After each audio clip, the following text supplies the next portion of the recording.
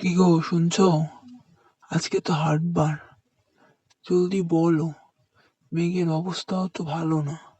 তাড়াতাড়ি গিয়ে কিছু কিনে আনি, নাহলে বৃষ্টিতে ভিজে যাবো আর কিনতে পারবো না। হ্যাঁ গো, ঠিকই বলেছ। মেঘ করেছে খুব, বিদ্যুৎও চমকাচ্ছে।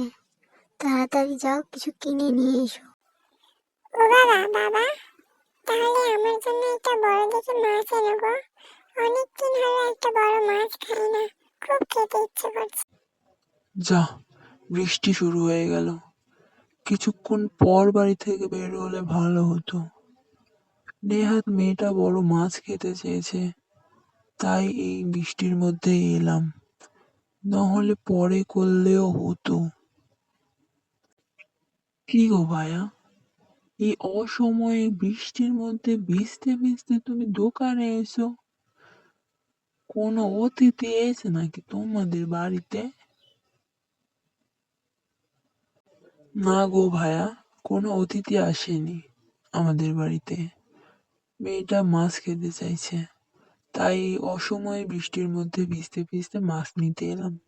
এবার বলো তো মাছের দাম কত? ও, তাই বলো।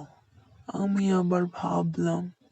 তো যাই হোক, আজকে মাছ সস্তা গো। যেটা ভালো লাগে, পছন্দ হয় নিয়ে নাও, দামটা না হয় দিও।